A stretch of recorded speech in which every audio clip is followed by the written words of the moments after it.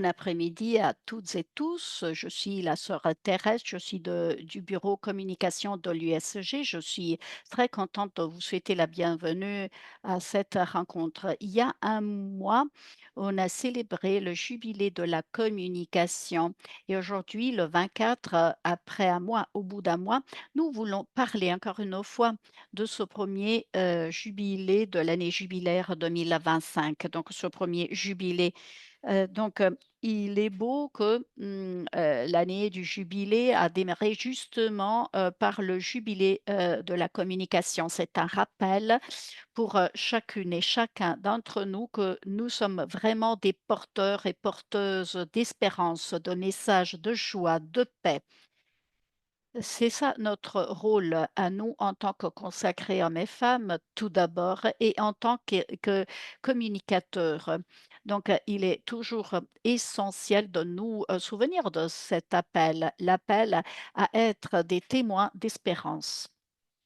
Aujourd'hui, je voudrais remercier vous tous et toutes, et surtout les quatre intervenants qui, me viennent, avec leurs témoignages, leurs paroles de joie et qui ont participé à ce jubilé qui s'est tenu à Rome, mais aussi, aux 4 coins de la planète. Nous remercions aussi Géraldine de l'association Terre et Mission qui va, modérer donc la réunion d'aujourd'hui, la rencontre d'aujourd'hui. On voudrait remercier Anna qui était censée participer, mais elle est malade et elle n'a pas pu.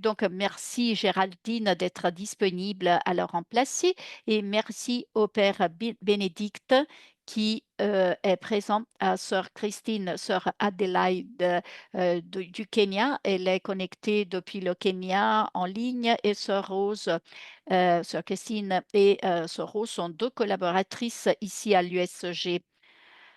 Nous allons parler, réfléchir ensemble sur notre rôle de communicateur en tant qu'outil de changement, pour le changement, un outil d'unité et de croissance. Aujourd'hui, à cette occasion, nous voulons penser, nous voulons prier aussi pour le Saint-Père, le pape François. Et je voudrais conclure de ce mot d'accueil en empruntant ces mots qu'il nous a laissés pour ce jubilé. Il était très content de voir tous ces communicateurs, experts en communication, communicatrices. Donc, nous allons écouter ensemble ces mots, ces paroles, et nous le gardons dans notre cœur, dans nos cœurs, et nous prions pour sa santé et la santé de l'Église tout entière. Nous écoutons donc le pape François, ces paroles. Communiquer, c'est un petit peu sortir de soi-même pour donner quelque chose de moi-même à l'autre. Et la communication est non seulement cet acte de sortir, mais c'est aussi la rencontre avec l'autre. Savoir communiquer est une grande sagesse. C'est une grande sagesse. Et je suis content que ce jubilé des communicateurs est célébré. Votre travail est un travail qui construit, qui bâtit la société, l'Église, qui permet à tout le monde de poursuivre, d'aller de l'avant, mais communiquer est quelque chose de divin. La communication doit être, vraie. Donc merci de ce que vous faites. Merci beaucoup. I'm very happy. Je suis très contente, pardon. Alors, par ces mots, communiquer la vérité, communiquer ce que nous sommes. Écoutons ces témoignages d'aujourd'hui pour, célébrer notre mission,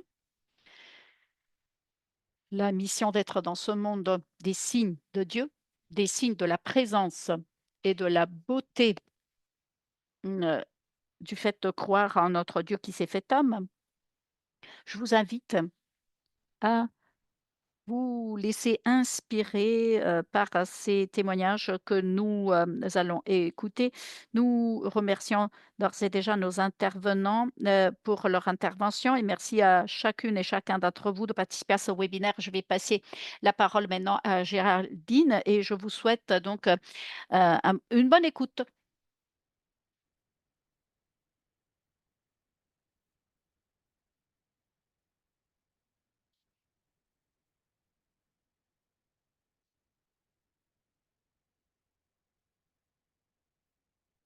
Me voilà, bonjour à tous, bon après-midi. Je suis contente d'être là avec vous aujourd'hui. Je me présente. Je suis Géraldine Schwartz, je suis journaliste. Je collabore avec les éditions Saint-Paul, de Saint-Paul, Polignan et avec d'autres journaux italiens. Et je collabore dans le projet itinéraire ignatien du Centre ignatien de spiritualité. Mais je suis là, comme Sœur Thérèse le disait, je remplace Anna Moccia, présidente de Terra e Missione. C'est une association qui est aussi un journal consacré à la coopération missionnaire, à l'écologie intégrale et au journalisme pour la paix. Je suis très contente de vous accompagner dans ce cheminement, dans cette réflexion sur notre rôle de communicateur. Parce que, comme le pape l'a dit lui aussi, nous sommes des créateurs. Nous pouvons être co-créateurs de signes d'espérance. Et donc, ce message du pape m'a frappé. Il a dit que Dieu est le premier communicateur et notre tâche à nous contient quelque chose de divin. Donc, merci, je suis contente d'être là pour pouvoir réfléchir avec vous. Est-ce que vous m'entendez bien? L'intervenante pose la question. On l'entend bien. Oui, on l'entend bien, donc elle peut poursuivre. Bien. Merci beaucoup. Donc, je suis contente de partager cette réflexion avec vous. Comme Sœur Thérèse l'a déjà dit, nous avons 4 invités qui vont venir avec leur témoignage. Je vous les présente. La sœur Adélaïde Ndilou, sœur du Cœur Immaculé de Marie, Mère du Christ, directrice d'une radio catholique fort importante. Secrétaire exécutive nationale de la communication pour les communications sociales du Kenya, sœur Adélaïde est coordinatrice des médias catholiques au Kenya et elle est aussi membre du au conseil d'administration de Signis Afrique représentant la région amanichea.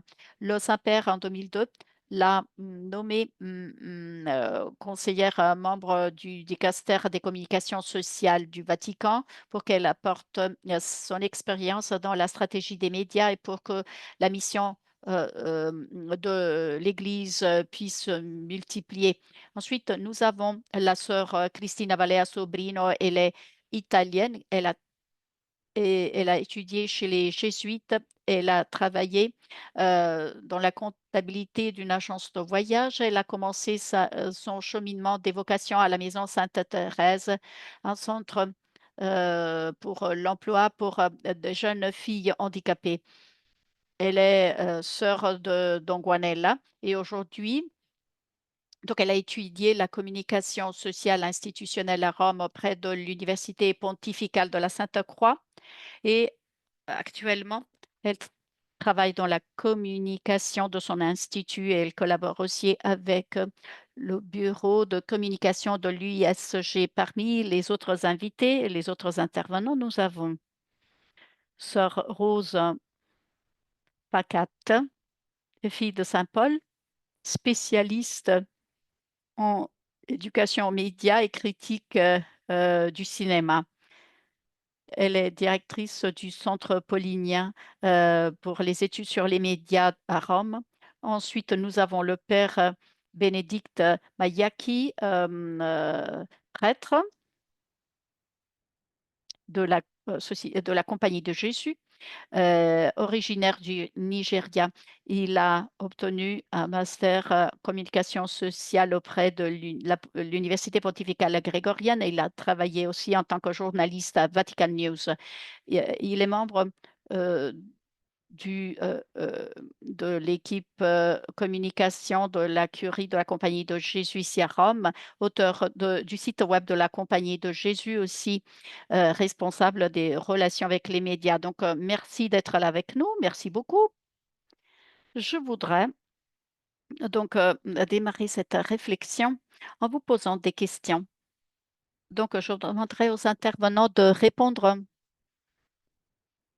Et donc, ne prenez pas plus de 4 minutes pour répondre à chaque question pour pouvoir respecter les délais qu'on a prévus. On a prévu de terminer autour de 5 heures cet après-midi. Donc, la première question que je voudrais vous poser pour démarrer la réflexion sur notre rôle de communicateur, et aussi porteur de semences, de graines d'espérance. Donc, essayez de comprendre quelle a été la signification qu'a connue cette journée du jubilé pour les communications pour vous. Donc, commencerai par la sœur Adélaïde, donc pour qu'elle nous raconte un petit peu son témoignage et ce qu'elle a appris suite à cette journée qu'elle a vécue.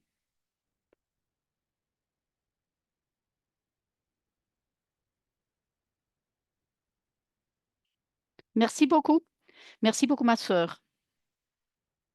Bonjour. Bon après-midi, bonsoir. Salut tout le monde. Je suis la sœur Adélaïde et je voudrais un petit peu parler de l'importance de la communication pour moi pendant ce temps. Et merci de cette chance qui m'est donnée, qui nous est donnée de réfléchir, surtout nous qui sommes des communicateurs, communicatrices, réfléchir sur le rôle, sur la signification de cette année jubilaire pour nous. Je voudrais dire en guise d'introduction que ce jubilé est très important et a pour but de faire mieux comprendre la communication, mieux comprendre, approfondir le sens de la communication.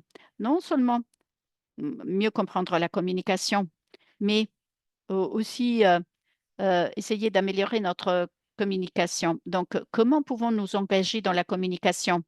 Comment pourra-t-on s'engager tout au long de cette année jubilaire de la communication?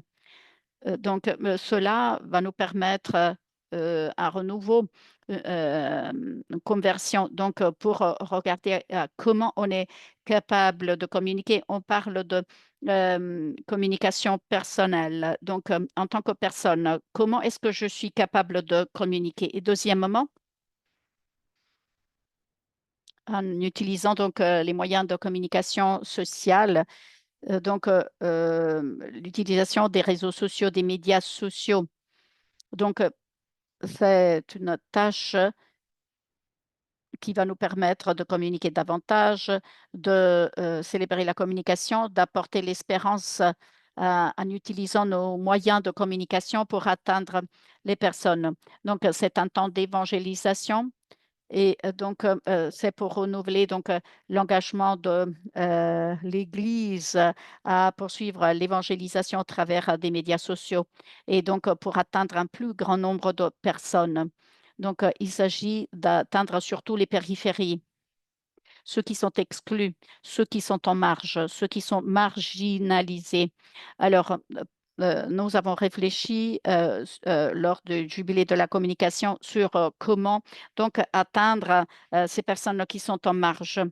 Et donc, cela nous a permis aussi de célébrer le pouvoir de la communication au sein des communautés et partager donc le message chrétien avec nos communautés. Merci beaucoup. Merci beaucoup, ma sœur. Nous remercions donc la sœur Adélaïde. Nous allons passer la parole à sœur Christina. Alors, est-ce que vous pouvez continuer cette journée du jubilé de la communication? Quel a été le sens de cette journée? Il faudrait que la sœur parle dans le micro, branche son micro. Maintenant, on l'entend bien. Bonjour, à tous, à ceux qui sont, dans la salle de l'USG en présentiel et aussi bonjour à, ceux et celles qui sont connectés via Zoom. Tout d'abord, je voudrais dire que je ne suis pas italien, je suis espagnole, même si ça fait longtemps que je, vis, en Italie. Donc, je voudrais aussi, saluer ceux qui m'écoutent, directement en espagnol, en ligne. Merci Géraldine de cette invitation à répondre justement cette question, cette journée du jubilé de la communication, quel a été le sens, la signification? Alors, pour moi, tout d'abord, je dois dire que ça n'a pas été seulement une célébration, mais vraiment une occasion de réflexion profonde sur le rôle de la communication dans notre vie au quotidien, au jour le jour. Participer à l'audience avec le pape François m'a donné la possibilité d'écouter euh, des paroles, des mots qui n'étaient pas lus, mais qui sont venus du cœur du pape directement.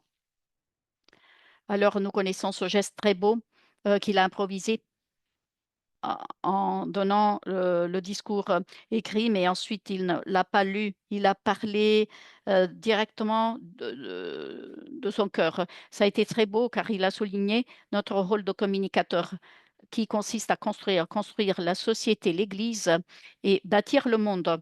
Donc, construction qui doit se baser sur la vérité. Et il a fait appel, il a dit, il a posé aussi une question. Est-ce que vous nous dites que des choses vraies ou vous êtes vrai dans votre vie au jour le jour, euh, au fin fond de de vous-même? Alors, cela m'a fait réfléchir, c'est-à-dire combien est-ce que je peux être constante dans la vérité, dans l'authenticité de mon être communicatrice. Alors, nous connaissons tous et toutes.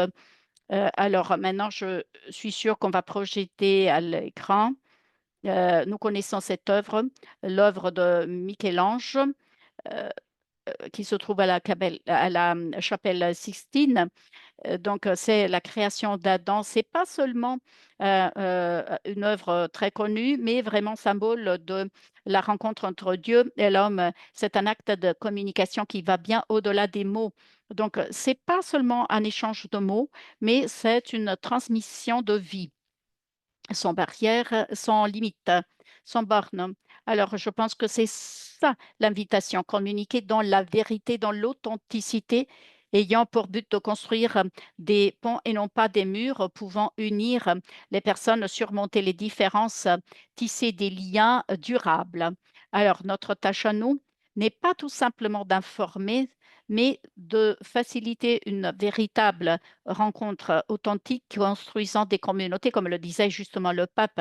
Et chaque fois que nous racontons une histoire vraie, authentique, nous sommes nous-mêmes témoins du changement. Donc, je crois que la communication est choisir de créer de véritables liens pour transformer le monde. Donc, servir de pont, nous approchons les uns des autres et nous rendons plus humains. Merci de votre attention. Merci beaucoup. Oui. Donc, ce message que vous avez souligné d'être dépend est vraiment l'un des premiers rôles que nous pouvons exercer dans la communication. Ce n'est jamais à donner par acquis. Parfois, on s'arrête justement au contenu, alors que s'ouvrir aux autres, c'est vraiment important. Sœur Rose, par contre, quelle a été votre expérience? Quelle a été la signification, le sens de cette journée du jubilé de la communication pour toi? Merci beaucoup. Tout d'abord, je voudrais remercier de l'invitation. Je suis très contente d'être là avec vous. Je viens des États-Unis d'Amérique et de Californie. Donc, je vous salue de la Californie qui est très distante. Mon expérience dans ce jubilé a été vraiment unique. C'est la troisième chance, opportunité que je suis à Rome pour une année jubilaire et c'est la première fois que j'ai pu participer directement à un événement sur la communication qui est vraiment le charisme de notre communauté paulinienne. Pour moi, Il y a eu 3 journées, jubilaires du jubilé et elles ont été très intéressantes, avec des expériences, qui m'ont beaucoup inspirée. J'ai rencontré des personnes ayant, la même passion pour, communiquer l'Évangile. On a visité Vatican News, le musée de la radio au sein de la Cité du Vatican, donc ça a été très unique. Ensuite, il y a eu toute une journée de conférences pour les religieux et religieuses.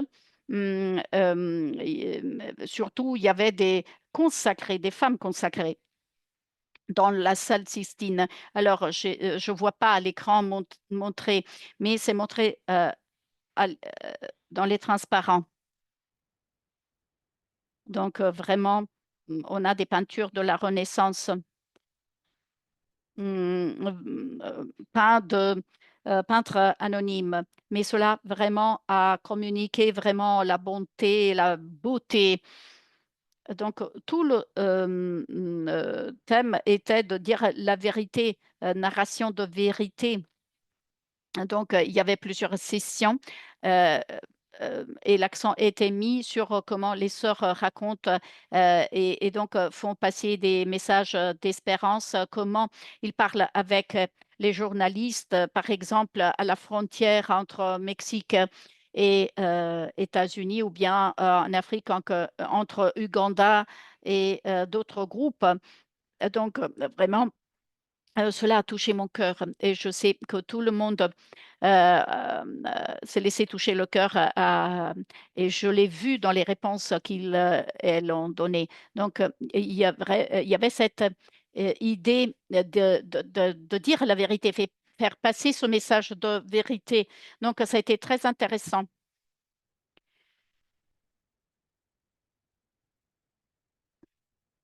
Donc, c'est très important pour la communication car cela nous fait penser que même dans les histoires les plus tristes, les plus sombres de- qu'on doit raconter sur l'humanité, eh bien, il faut essayer de faire passer un message d'espérance. Alors, si la question est euh, quel est le message du jubilé pour moi? Alors, j'ai vu que vraiment des sœurs des quatre coins de la planète essayent de créer des contenus pour avoir un impact sur les périphéries.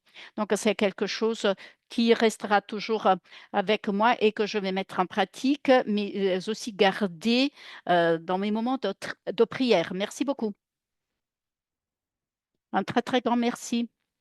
Je voudrais poser la même question au Père Bénédicte.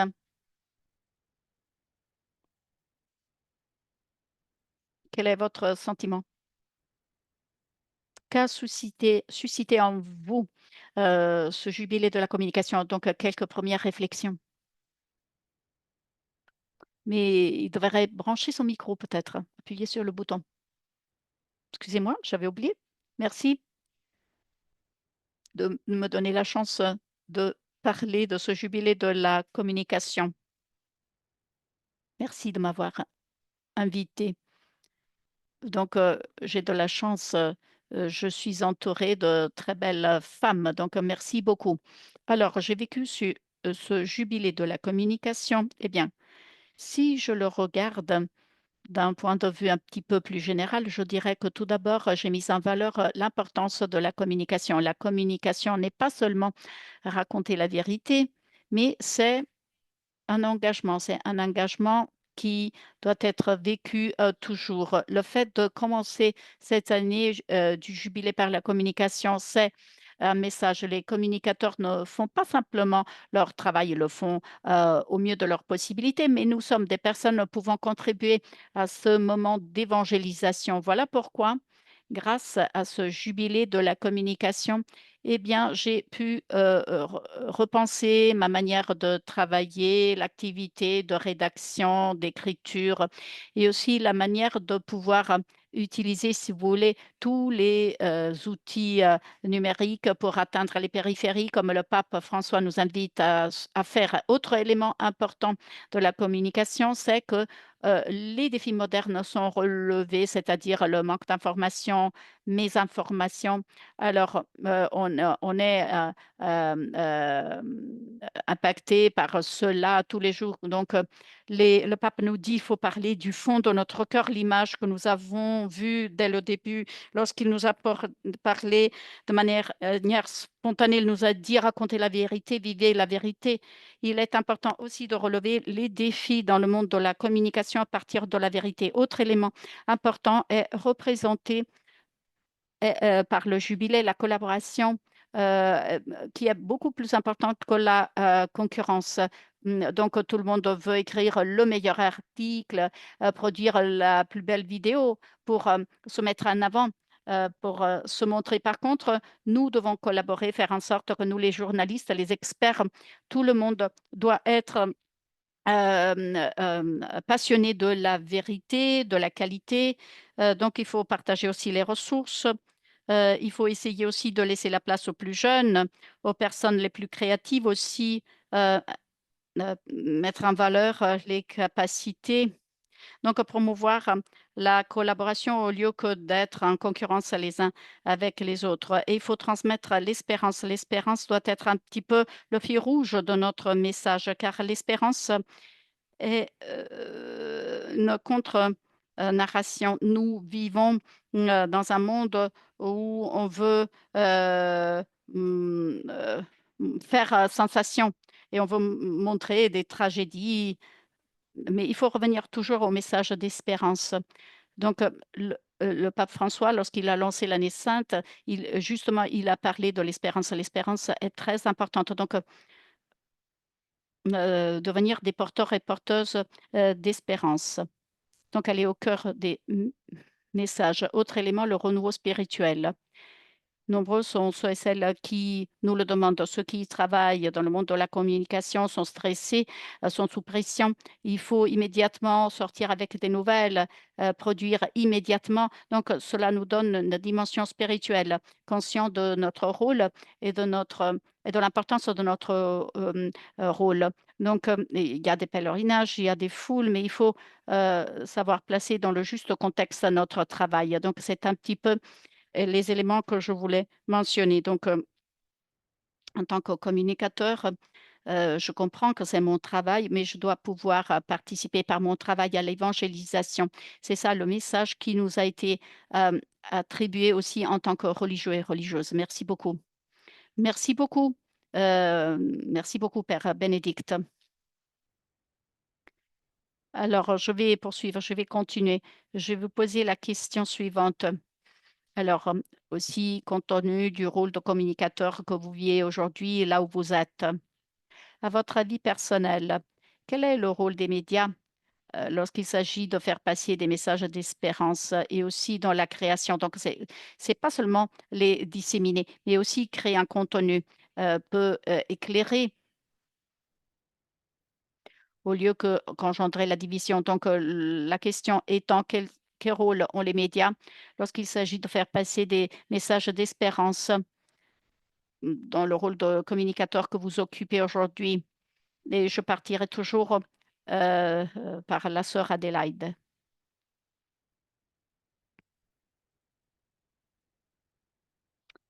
qui devrait brancher son micro parce que son micro n'est pas branché. Merci beaucoup.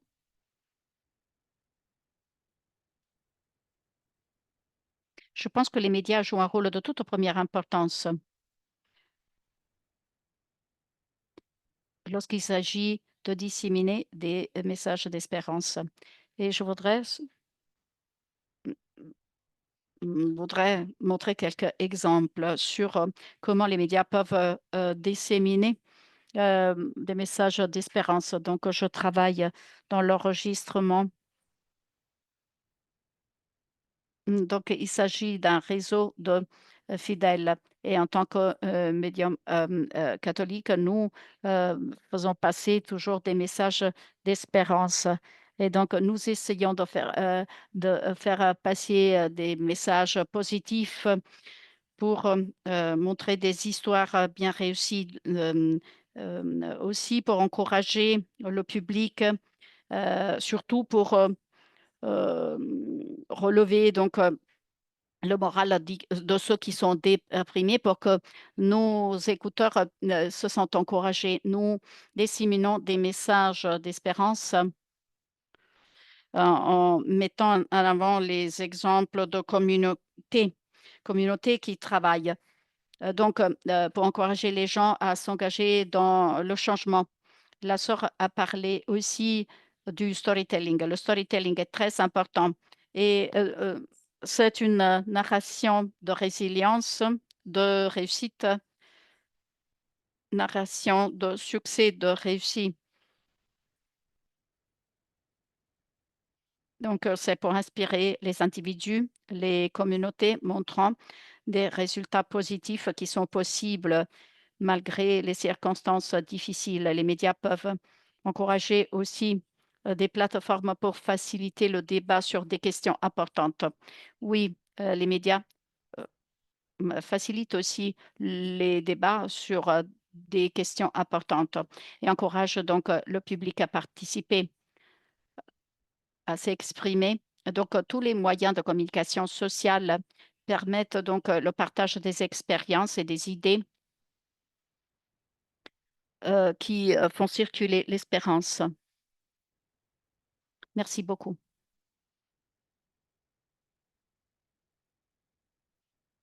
Merci beaucoup.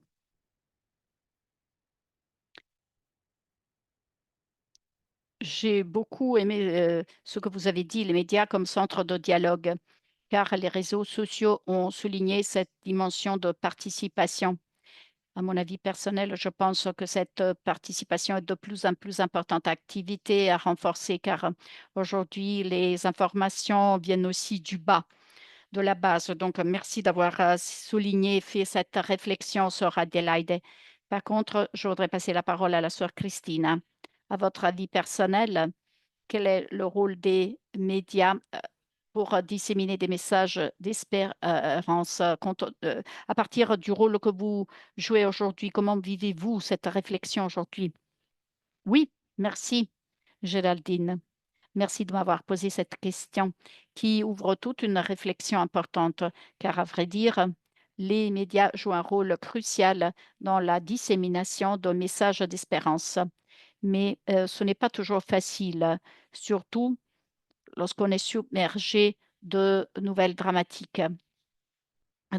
Laisser la place à des histoires de résilience, d'espérance, je pense que c'est tout un art. Les médias devraient raconter surtout les victoires quotidiennes. Le pape François l'a dit lui aussi, la communication peut raviver l'espérance. Cela est vrai. Et aussi, dans le discours de Maria Ressa, prix Nobel pour la paix, elle a tenu une intervention très importante. Elle a dit que l'espérance n'est jamais passive, c'est active. Elle se fait sans cesse, elle est stratégique. Toute histoire, toute image, toute parole que nous pouvons choisir apporte de la lumière dans la vie des autres. J'ai invité à regarder donc une fresque de la chapelle Sistine de Michel-Ange avant. Maintenant, je voudrais porter à votre attention une photo qui est fort connue. Je suis sûre que vous l'avez déjà vue, cette photo. Je ne sais pas si c'est déjà à l'écran. Oui, donc cette photo a gagné le International Photo Award.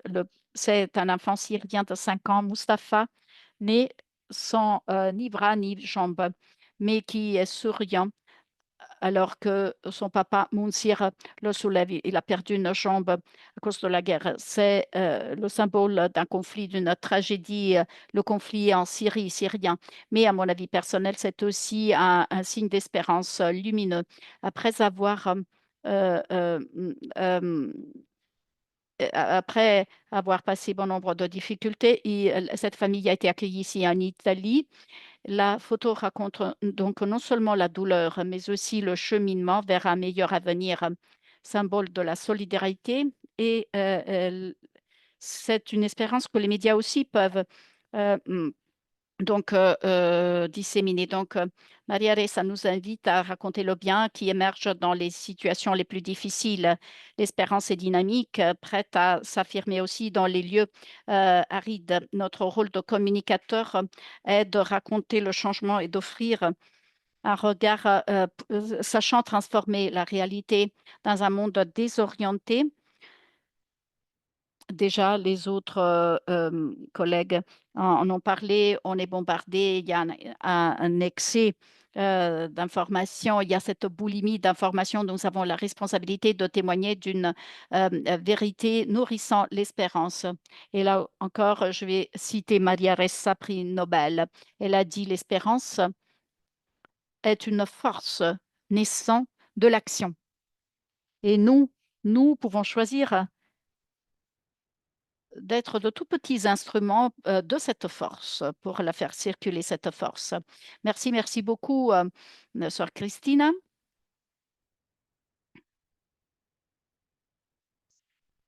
Sœur Rose, comment avez-vous vécu et comment vivez-vous cette réflexion? C'est-à-dire, quel potentiel ont les messages des médias pour planter ces graines d'espérance? Je voudrais revenir à l'expérience que nous avons vécue dans la salle Sistine au Vatican, dans la bibliothèque Vaticane. Je, euh, on, on m'avait demandé d'aborder un sujet important, c'est-à-dire explorer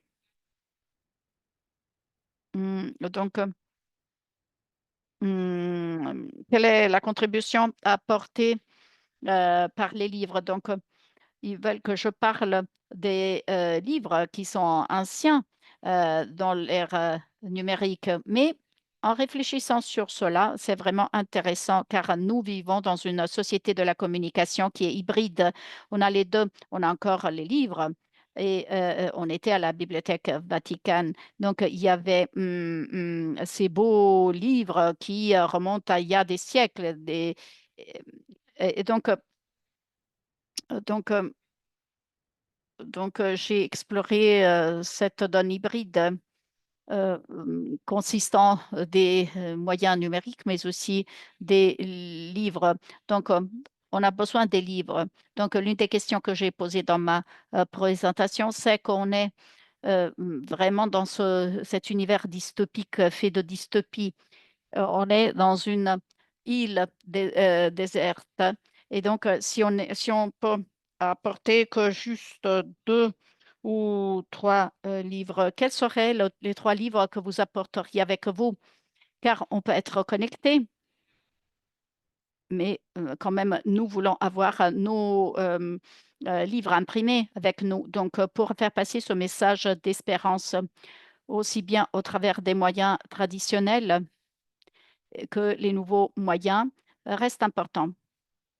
Mais c'est une lutte, surtout si vous êtes une communauté religieuse qui s'occupe de la publication des livres. Donc, il est difficile lorsqu'on doit concurrencer avec Amazon, ces grands géants, Amazon et d'autres. Donc, il est très difficile de d'imprimer bon nombre d'exemplaires et les vendre, car tout le monde veut lire sur les moyens numériques. Et vraiment, dans nos librairies, les livres restent, car tout se fait en ligne, la musique, les vidéos. Donc, ça reste donc un défi important pour nous à relever. Mais mm, l'imprimerie nous permet de revenir à notre tradition, à nos racines, et ça nous permet de rester fidèles dans notre communication de Jésus dans un monde moderne en utilisant des moyens modernes. Nos jeunes lisent sur les dispositifs, tout comme leurs parents. Donc,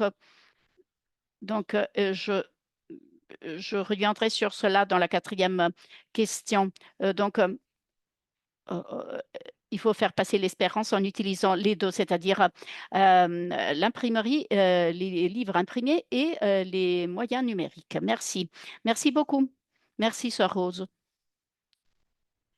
Alors, je regardais l'étymologie du mot, espérance. Ça vient du latin spes, mais heu aussi du sanskrit spa. Ça veut dire aller vers une destination. Il serait beau, malheureusement, il est figé. Alors, que si on écrit un article, un contenu, on puisse se poser la question suivante: vers quoi on va aller? On l'entend pas. Malheureusement, elle est en sourdine. Alors, si dans notre travail en tant que communicateur, quelle est, la destination finale, de cet article, de ce contenu? Elle est figée, car cela nous aide à bien comprendre quel est le public que nous voulons atteindre. Alors, le père Bénédicte, peut-être.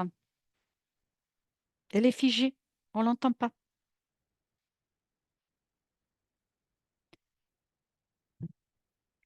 Quel est le rôle? Merci Géraldine de m'avoir posé la question.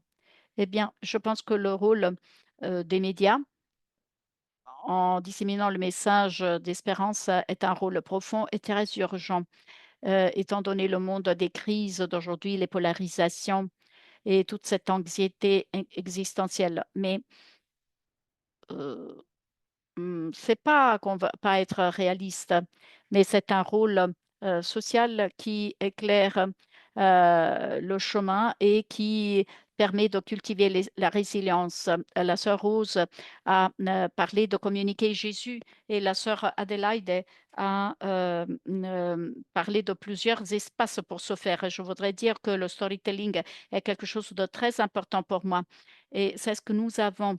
C'est notre Mmh, médium, central pour ceux qui travaillent dans la communication et pas, n'importe quel type de storytelling. Nous avons, plusieurs formes, nous avons plusieurs manières de raconter une histoire, la vidéo. Donc, je pense que cela devrait nous rappeler qu'il faut souligner des actes de courage. Donc, autre rôle des médias, c'est de donc attirer l'attention de l'économie. Nous vivons dans une économie euh, mm, où tout le monde fait attention aux nouvelles tendances, tout le monde euh, veut cultiver, mais nous devons vraiment être chrétiens. Donc, dans ce monde qui accorde la priorité à la peur et à la division, il faut redéfinir ce qui sert. Non pas suivre les dernières tendances du monde, mais il faudrait redéfinir et mettre au centre les messages d'espérance qui annoncent Jésus-Christ, comme la sœur a dit, et qui font circuler l'espérance. Donc, nous avons la responsabilité éthique de dire la vérité dans un monde où il y a beaucoup de d'infox, donc d'informations fallacieuses. Notre rôle à nous, c'est d'être diligent, et rigoureux, transparent. Et donc, il faut éviter un langage fataliste. Il faut dénoncer les injustices systématiques. C'est là de nos rôles importants en tant que médias, faire passer ce message d'espérance.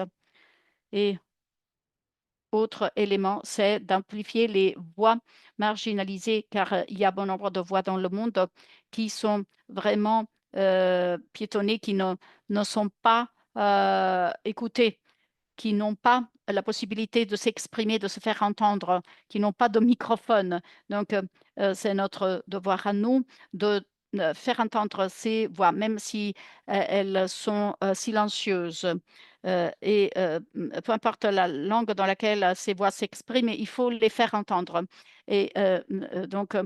faire entendre ces voix et multiplier les espaces où ces voix peuvent être entendues, de l'est, à l'ouest, du nord au sud.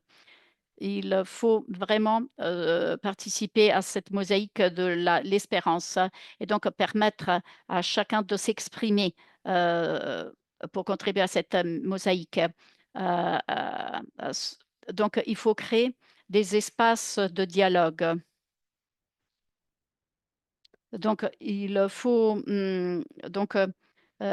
miser sur le journalisme des solutions. Donc le journalisme doit faire entrevoir, des solutions, pas simplement, informer les gens sur, la dernière tragédie, le dernier épisode de violence, mais vraiment, le journalisme des solutions est de toute première importance. Autre chose que nous pouvons faire et que les médias peuvent faire, c'est, un discours, constructif, apprendre au monde comment construire un discours constructif, pour montrer au monde ce que ça veut dire, qu'est-ce que c'est un monde, où il y a du respect, non pas de la rhétorique, où, le point de vue de tout le monde, puisse connaître son importance. Merci.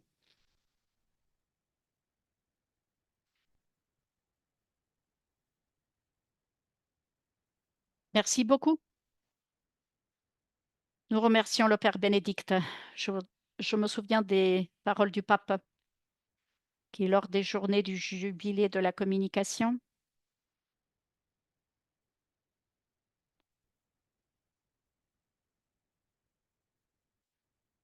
Oui, on l'entend bien.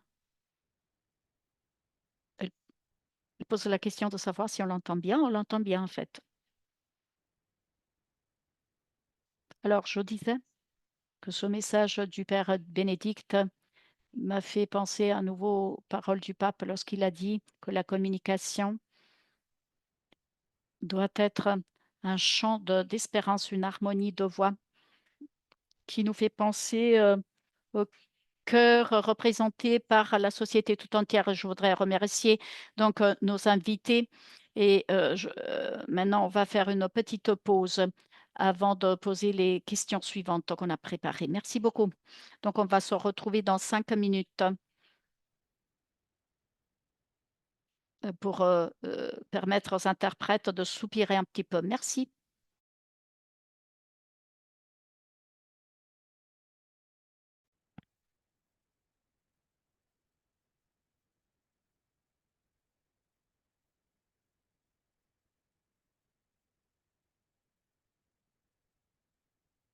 Alors, je dirais que nous allons recommencer. Nous allons reprendre notre réflexion. Merci de toutes les suggestions que vous nous avez fournies jusque-là.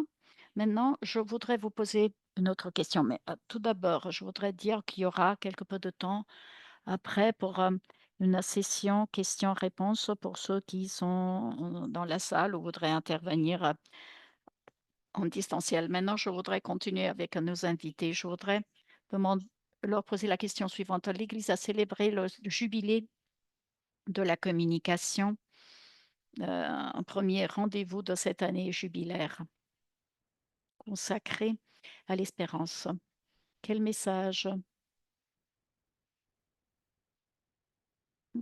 cette centralité, vous a-t-elle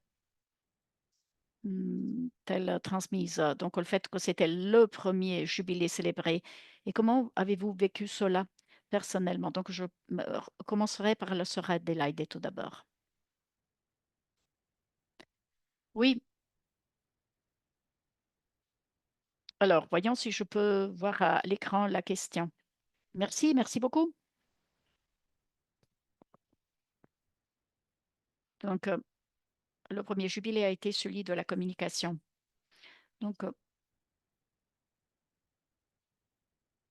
j'ai pu remarquer que ça a été le premier jubilé. Le 1er jubilé dans la Bible, c'est dans le chapitre 25 et 26 et le pr donc ça a été le premier jubilé ou célébré. Alors qu'est-ce que cela veut dire? Cela montre l'importance de canaux de communication ouverts et de développer, dégager un environnement où, les individus et les communautés peuvent, partager leurs sentiments et donc il faut vivre dans des communautés où on est, libre de partager ses, propres sentiments et donc il faut éviter toute, mauvaise communication, sinon les gens ne s'ouvrent pas au partage en toute liberté. Donc heu donc là, c'est une communication qui doit être ouverte, laissant les gens libres de partager leurs, sentiments et qui nous rend libres. Un jubilé, demande le pardon et pour des relations mûres et en encourageant l'esprit de réconciliation dans les communautés. Donc, il faut éviter d'offenser les gens ou, et donc, aussi savoir s'excuser, donc permettre la réconciliation avec l'autre personne sur les lieux de travail, au sein de ma communauté religieuse. Donc le pardon et la réconciliation sont très importants et c'est ce qui existait dans les premières, communautés. Donc, et il faut aussi une communauté efficace, qui renforce les liens et se base sur la, collaboration et le soutien mutuel, réciproque. On parle à partir du corps et lorsqu'on est compris, on se sent soutenu, on peut s'ouvrir et aussi on peut s'engager dans un dialogue, mutuel fructueux et dans une, communication authentique, dans un esprit de croissance. Donc, si on est capable de nouer un dialogue, en toute liberté, en toute ouverture, donc cela porte à la maturation spirituelle. Donc, s donc j'ai réfléchi sur cette expérience. Alors on pourrait considérer des exemples où la communication, ouverte permet de renforcer les relations et de soigner les relations. Participer, par exemple, à des groupes de discussion, à des ateliers, pour, renforcer un sentiment d'appartenance et pour, grandir en personne de foi, pour un meilleur partage des expériences. Donc, si on veut explorer, ces thèmes davantage, il faut considérer, comment la communication a changé. Alors, le sens qu'on accorde aux mots, pardon et réconciliation, personnellement ou, en communauté et parfois on accorde un sens différent à ces mots. Merci sœur Adélaïde. Sœur Christina, comment avez-vous vécu cette centralité du jubilé de la communication? Quel message, ce jubilé vous a transmis? C'est une question fort intéressante, car à vrai dire, comme tu viens de le dire, il ne s'agit pas seulement d'une coïncidence, le fait que le jubilé de la communication a été le premier à être célébré. Il a été célébré pour la première fois et c'est pas seulement le premier d'une longue série, mais je pense que, ça marque aussi le début, l'ouverture d'un tout un parcours. Alors c'était la fête, Saint François de Sales, le patron des journalistes et des communicateurs, mais je pense qu'il y a une signification plus profonde et c'est ce que j'ai vu en cela. Ça a été une occasion spéciale, oui, bien sûr, et pas seulement, mais une occasion qui ouvre un parcours à vivre, tous les jours, non seulement un événement isolé ou important. Le pape, lors de l'audience, a parlé de la communication aussi, un instrument de guérison capable de guérir les blessures, de guérir les personnes. Alors, ce message m'a beaucoup frappé, c'est-à-dire que la communication authentique est celle qui fait sentir l'autre comme appartenant à une communauté. On parlait avant de relation, une communauté qui ne juge pas, mais qui accueille et qui écoute. Je crois que ce message, nous pouvons l'apporter, nous devons le porter avec nous, non seulement lors des occasions spéciales telles que le jubilé, mais il faut porter ce message dans notre service de communicateur au jour le jour. Cela doit être un encouragement. Donc, la fresque de Michel-Ange, la chapelle Sistine, la création d'Adam en tant que symbole de rencontre qui transmet la vie. Et dans la deuxième question qui m'a été posée, alors, nous avons vu la photo de cet enfant syrien, de son papa. Et maintenant, je voudrais rappeler, car on a déjà euh, parlé de ce mot hope telling, euh, ce nouveau mot du pape François. Vous avez deux mots en ce nouveau mot, l'espérance et la narration. Nous sommes habitués à parler et à utiliser dans notre travail au quotidien, le storytelling. C'est essentiel pour nous, les communicateurs. Mais ce mot hope-telling nous invite à aller bien au-delà, raconter des histoires qui ravivent vraiment l'espérance et non seulement, mais qui inspirent à agir, à l'action. Personnellement, je crois que l'expérience de ce jubilé m'a fait penser à combien pour moi, dans mon travail au quotidien, il est essentiel d'appliquer ce concept. Il ne s'agit pas seulement de raconter des histoires, de euh, faire circuler des nouvelles, mais essayer de euh, donner de l'espace, de la place aux histoires qui peuvent éclairer et donner de la force. Donc, non seulement s'arrêter pour raconter ce qui se passe, mais faire émerger l'espérance qui réside aussi dans les situations les plus difficiles.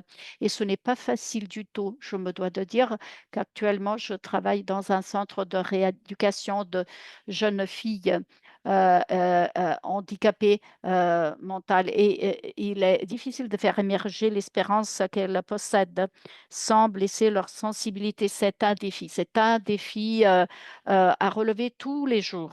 Alors, j'ai ressenti cet appel comme étant un défi qui me pousse à être de plus en plus consciente de du comment et de ce que je communique, en essayant toujours de contribuer à construire un monde plus juste et plus solidaire. Merci, merci beaucoup. Merci beaucoup. Je suis tout à fait d'accord avec toi sur ce mot que tu as utilisé, le défi. C'est un défi aussi que de comprendre où éclairer, car c'est déjà un choix en tant que tel. C'est déjà un choix de communion. Sir Rose, je te pose la même question.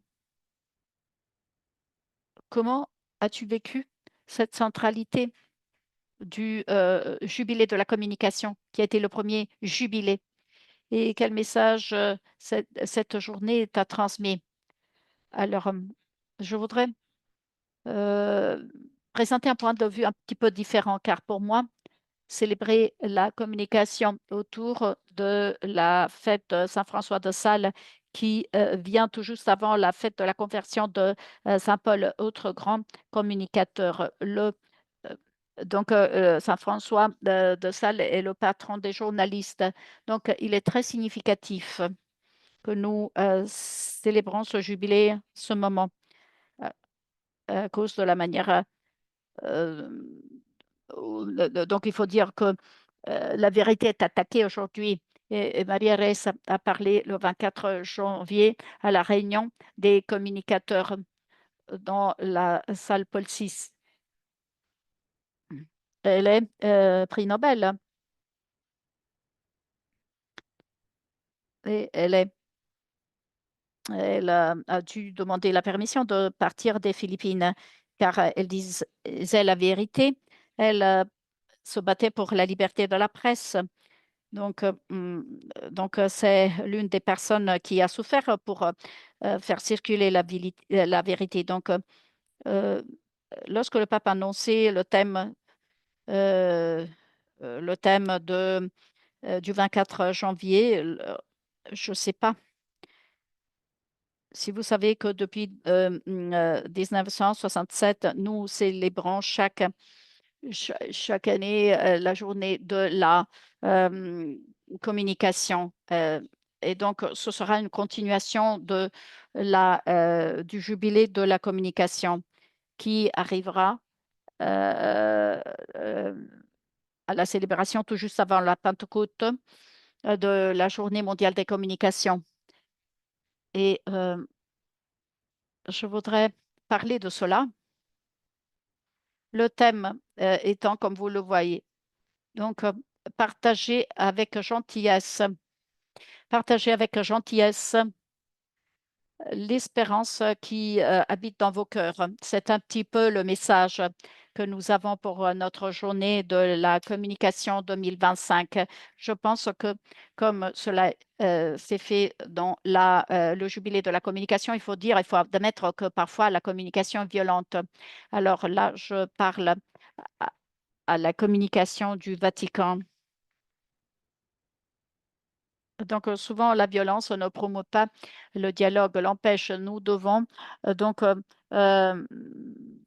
euh, nettoyer la communication de toute la violence. Et pense aux émissions à la télé.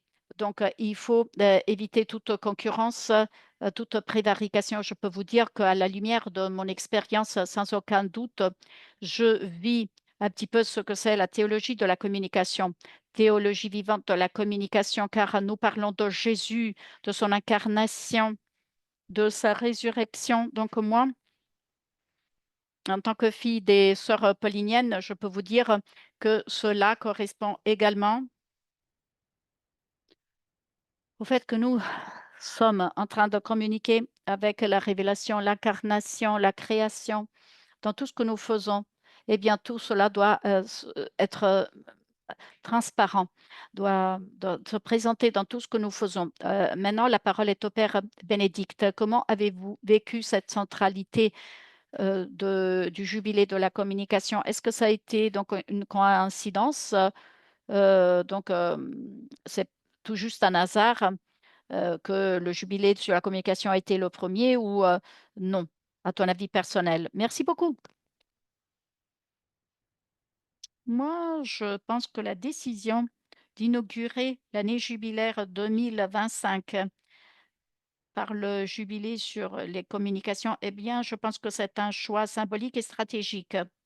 Ça n'a pas été fait par hasard, hein. Ça n'a pas été un choix au hasard, mais cela montre vraiment le rôle de la communication, comme le pape l'a dit.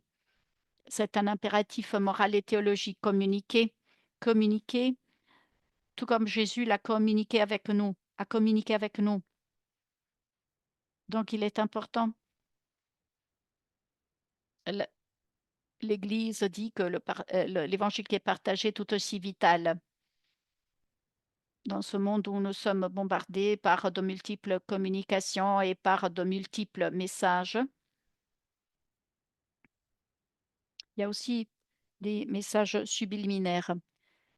C'est un petit peu en ligne avec l'idée de l'Église. Nous devons oser aller vers les périphéries numériques. Donc, c'est un choix qui est voulu, qui est stratégique. Et je voudrais souligner aussi le fait qu'en tant que communicateur, eh bien, la communication peut être aussi un instrument théologique. Si Dieu communique avec nous, si Jésus communique avec nous, nous pouvons communiquer avec nous. Je voudrais dire que l'Église ne peut pas seulement transmettre le message si ensuite ce message est suffoqué par le bruit du monde. Ce début de l'année jubilaire, eh bien, permet vraiment à l'Église de nous dire que la communication est le pont entre la foi et notre monde. La foi que nous avons reçue, qui nous a été transmise. C'est ça la foi. C'est ce que l'Église nous dit. À nous, les communicateurs, nous sommes appelés à communiquer notre foi. Et je pense qu'en quelque sorte, cela montre un petit peu le temps de l'année jubilaire. Cela nous parle de l'espérance, de communiquer l'espérance. Eh bien, cela veut dire, si en premier lieu, nous soulignons l'importance des communications, eh bien, cela veut dire que nous sommes appelés à communiquer les différents événements de l'année jubilaire. Donc, sans aucun doute, nous ne pouvons pas communiquer l'espérance par la violence. Je pense que si nous communiquons l'espérance grandit. Donc, l'Église souligne l'importance de la communication lorsqu'il s'agit de répandre son message d'espérance, qui est le message central du jubilé. Souvent, l'Église est accusée. On dit que l'Église est traditionnelle, qu'elle est lente, qu'elle ne réagit pas, qu'elle raisonne toujours en termes du passé, faisant référence au passé il y a des siècles en utilisant les plateformes numériques. Par contre, on peut montrer qu'il y a un équilibre entre la tradition, le passé, mais aussi la modernité. Donc, cela veut dire que l'Église suit les temps modernes et à la hauteur du temps moderne et nous montre comment donc contourner les difficultés. Le pape François le dit souvent, la technologie nous donne un grand potentiel, il faut savoir exploiter ce potentiel. Le fait que l'année jubilaire a commencé par la communication, c'est pas une critique pour critiquer les moyens de communication, les médias, mais il s'agit d'embrasser l'avenir, humaniser la manière dont nous vivons dans ce monde où les communications sont accélérées, sont des pilules de nouvelles d'actu. Donc, c'est une théologie vivante des communications en pensant à ce que fait l'Église. Donc, l'Église réfléchit sur cet impératif moderne et qui accorde la priorité, place la communication au centre. Je suis tout à fait d'accord et je crois que le pape François, dans sa personne un petit peu incarné le rôle de communicateur et a changé la communication de l'Église. euh, Grâce à son pontificat, mais aussi par sa communication, il a incarné une nouvelle manière de communiquer, un véritable modèle, il est devenu. Et ma dernière question serait, à la lumière des réflexions que nous venons de faire et qui sont fort nombreuses et qui sont différentes de par leur forme, de par leur contenu, de par leur choix, la construction dépend. Comment prévoyez-vous vivre et raconter l'espérance pendant cette année? Quelles graines ont été plantées dans votre travail et dans votre mission par cette journée jubilaire? Je partirai toujours par la sœur Adélaïde qui va intervenir la première. Merci beaucoup. Merci beaucoup. Merci. Eh bien, je pense que donc ça fait des années que je travaille dans le monde des médias et je dirais que cette année va être très différente car nous voulons communiquer l'espérance en Afrique. Dans mon pays, le Kenya, les pays africains, nous avons bon nombre de problèmes économiques, politiques et mm, la génération Z, c'est-à-dire les jeunes, sont très découragés. Donc, tout ce qu'ils font, c'est pour concurrencer. Et ils sont partis dans les rues l'année dernière et en quelque sorte, le gouvernement les a pu Mmh, les a écoutés. Donc, ce sont des gens à qui nous voulons apporter l'espérance et donc nous utilisons tous les médias pour, cultiver l'espérance, chez les jeunes et nous voulons, chaque, jour passer la parole à un jeune qui puisse intervenir à la radio pour raconter aux écouteurs pour parler des symboles de cette génération Z. et qui va inviter les écouteurs à contribuer à ce débat. Mm, et pour faire passer, faire circuler ce message d'espérance. Donc, on fait venir des experts qui viennent parler de santé mentale ou de questions de santé en général, santé physique, et si possible.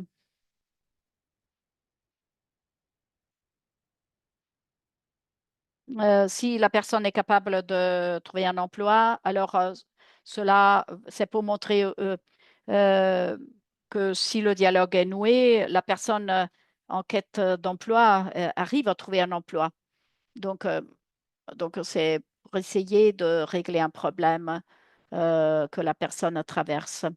Et si nous sommes capables de faire cela, nous pouvons aider les jeunes. Les jeunes sont la plupart de la population de notre pays. Donc, si nous trouvons une solution à leurs problèmes d'emploi, nous pensons que nous pouvons guérir bon nombre de personnes qui vont faire de même. Donc, nous faisons passer donc des histoires de succès, de réussite pour nos jeunes, car tous qui pensent que le monde arrive à sa fin, eh bien, doivent changer leur manière de penser. Donc, nous mm, essayons de faire passer ce message de lumière, d'espérance, l'espérance comme lumière. Merci.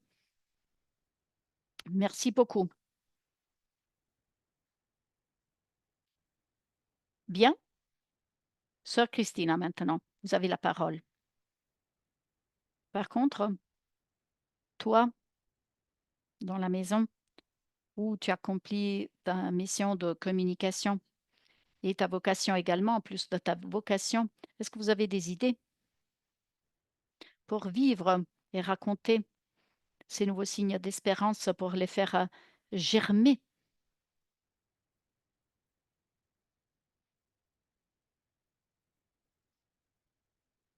Maintenant, on l'entend bien. Comment est-ce que je prévois vivre et raconter l'espérance cette année-ci? OK. Ce qui m'a frappé, c'est ce mot vivre. Tout d'abord, il faut vivre.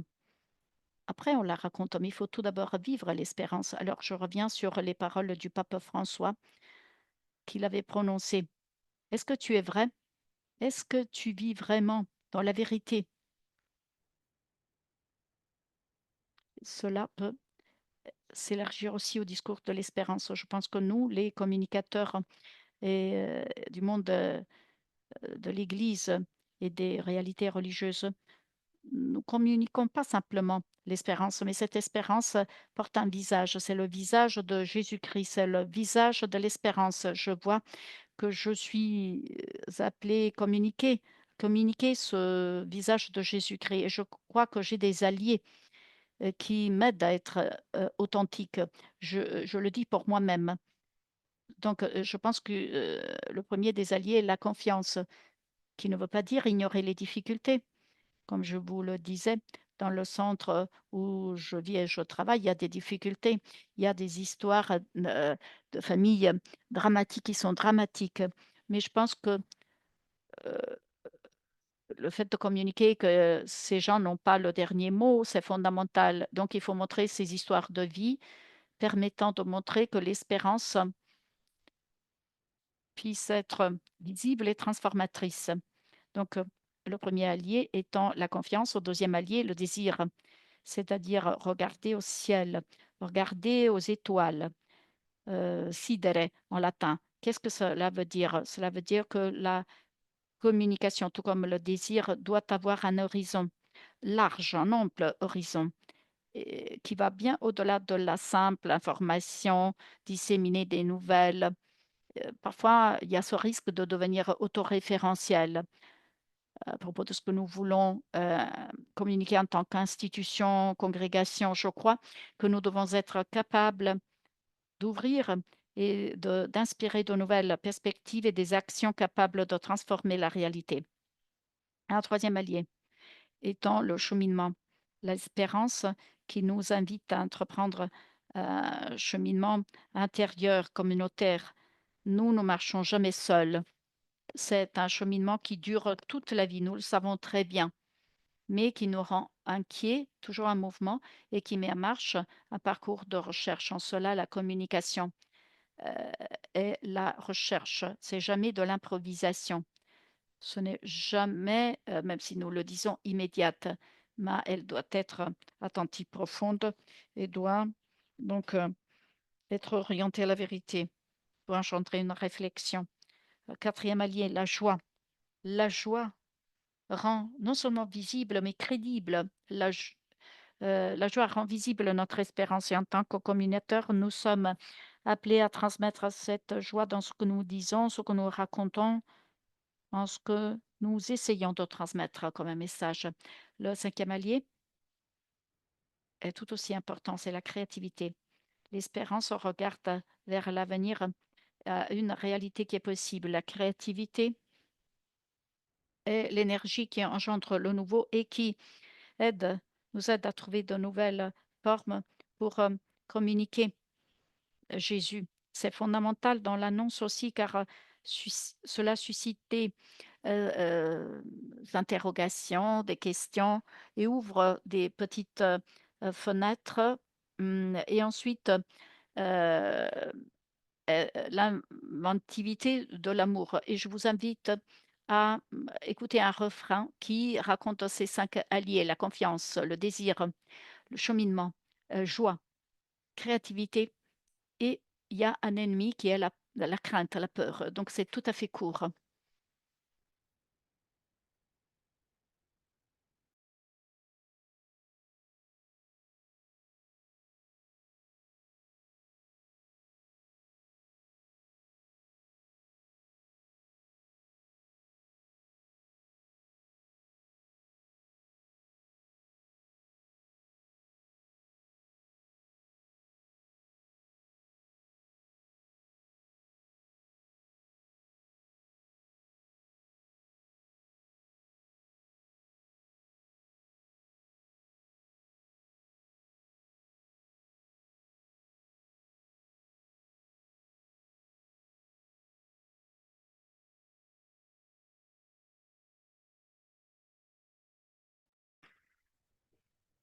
Même si c'était en espagnol, je pense que vous avez bien compris. Elle dit, je ne vais pas m'attarder sur la traduction car la musique déjà transmet le message. Je pense que chacun d'entre nous, dans la diversité des vocations, dans la diversité des charismes, eh bien, nous avons le pouvoir de faire la différence dans ce que nous transmettons comme message, dans ce que nous communiquons. Et je souhaite vraiment que ce jubilé n'est que le début d'un engagement constant pour reconstruire un monde plus solidaire, plus uni, ensemble, et plus riche en espérance. Merci. Merci beaucoup à vous tous et toutes. Merci. Merci de nous avoir rappelé la présence de ces alliés, un petit peu comme des anges gardiens. Merci beaucoup. Ce Rose, je vais te poser la même question. Comment est-ce que vous prévoyez vivre et raconter l'espérance cette année-ci, mais pas seulement, à commencer par cette année-ci pour poursuivre? Merci beaucoup. Donc, mon programme pour cette année-ci, c'est de continuer à communiquer et à apprendre que tous les médias, anciens, nouveaux et les émergents, sont des dons de Dieu et doivent être utilisés pour faire le bien. En tant qu'éducatrice des médias, mon espérance, eh bien, veut dire accéder, évaluer et créer des médias. En tant qu'éducatrice à l'usage des médias, mon espérance, c'est que plus nous faisons attention aux médias, plus nous devenons des consommateurs critiques des médias, plus nous pouvons non seulement consommer, mais aussi créer. et plus nous discernons, plus nous devenons des communicateurs d'espérance. Et donc, pour communiquer le Christ à tous ceux et celles qui en ont besoin, je voudrais continuer à inviter les personnes à regarder des films, la télévision, écouter des livres, lire sur papier ou à jouer des jeux sur leur téléphone ou à maison en utilisant donc le regard de l'espérance et de Jésus et choisir de participer à la vie de famille de la société, de l'Église, en tant que membre du Christ, à être lumière d'espérance dans le monde pour faire de bons choix.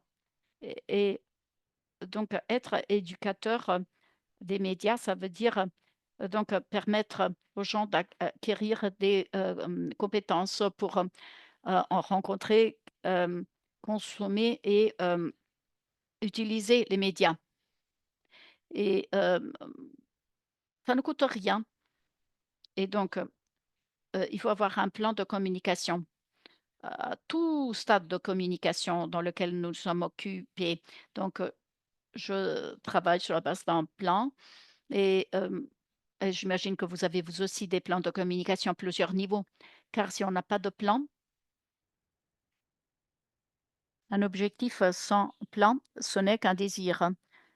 Alors, si nous voulons mettre en œuvre nos bonnes intentions, nos bonnes résolutions sur la communication, il faut vraiment avoir un plan pour ce faire. Donc, ce sont des choses que j'espère continuer à faire. Et comme la sœur l'a dit, il faut continuer à le faire dans l'authenticité. Je pense que l'authenticité est fort importante. Je vous remercie. Merci beaucoup. Alors, je voudrais encore dire une petite chose. L'image que vous avez vue, petit groupe de personnes à la place Saint-Pierre, c'était le groupe qui s'appelle Signis. Vous avez le nom, vous voyez en bas le nom Signis. C'est un groupe international de communicateurs catholiques approuvé par le Vatican. Et nous étions présents pour la journée de la communication et du jubilé de la communication. Et moi, je suis à la fin de toute une série de membres de la famille paulinienne. Nous avons fait notre pèlerinage ce matin. Avec ces images, je voudrais partager avec vous quelle a été notre expérience de cette journée. Ça a été une expérience merveilleuse. Merci, merci beaucoup. Merci.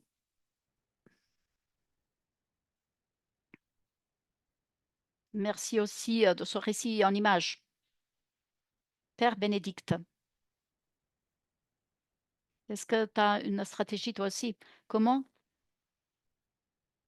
est-ce que tu prévois vivre et raconter l'espérance?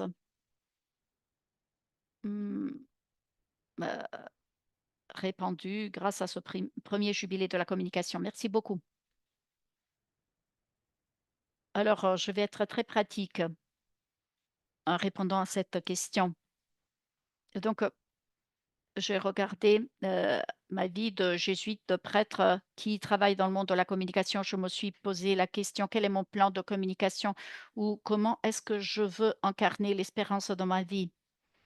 Et l'une des choses que qui m'est venue à l'esprit, c'est vraiment tout d'abord, mes sacrements, les groupes de prière, donc passer la porte sainte et donc j'aime bien, des lieux qui m'inspirent, hem, l'espérance, toutes les initiatives que je fais aussi en communiqué, tout cela, je base tout cela sur, l'espérance. Donc je pense que l'évangélisation numérique,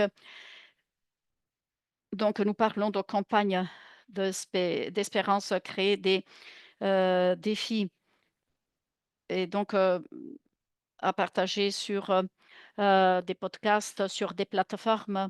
Donc créer des défis, pour pratiquer l'espérance dans le monde. Aussi des, expositions d'art, musique, poésie, théâtre. Donc, donner à tout cela un espace pour que tout cela puisse être amplifié.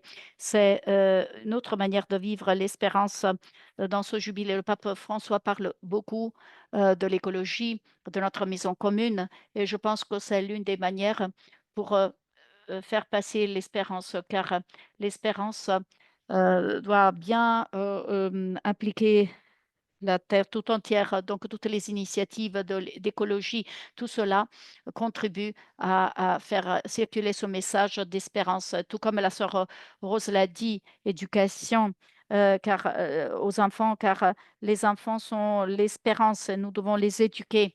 Les ateliers, les groupes d'études, programmes pour les jeunes, le catéchisme, les rencontres des jeunes ensemble et aussi les réunions d'adultes.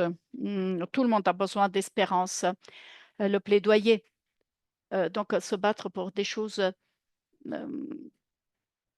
qui permettent de contrer la guerre, contrer les déportations, tout ça. Donc, il faut vraiment faire parler les faits. Et en tant que prêtre, célébrer des messes sur le thème de l'espérance, faire circuler ce message d'espérance est importante. Donc, réaliser des sessions. Et donc, aussi parler de l'espérance dans les jeux vidéo. Nous avons des enfants qui passent des heures et des heures devant les jeux vidéo, alors faire passer aussi, réaliser des jeux pour faire passer ce message de l'espérance, pour alimenter la réflexion. Je n'ai pas une idée claire de comment toutes ces choses pourraient se faire, mais je ne sais pas trop bien. Il faudrait vraiment faire ce travail à des agents aussi au sein des établissements scolaires. Et donc, si vous m'accordez encore quelques secondes, je voudrais souligner que l'espérance est une vertu théologique. C'est important. Nous avons le devoir de disséminer l'espérance. Et donc, nous devons la présenter à nos fidèles. Donc, c'est un sacrement, l'espérance. Et nous avons donc le devoir de rendre visible cette espérance, de la rendre audible, de la rendre contagieuse. Donc, vraiment lancer cette tendance à la circulation de l'espérance. Donc, le monde numérique a un nouveau pupitre. Donc, nous devons partir sur les médias sociaux pour en faire nos alliés et faire passer ces messages d'espérance. Mais il faut faire attention à certaines choses. Alors, heu, il ne faut pas parler d'une espérance qui soit vide, mais qui ait de la substance. Donc, cette année doit être, une année non d'espérance vide, mais mettre de la substance dans ce mot espérance. Il ne faut pas être simpliste.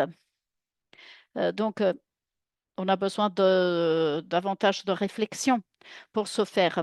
Alors, il faut vraiment qu'il y ait du contenu dans cette, espérance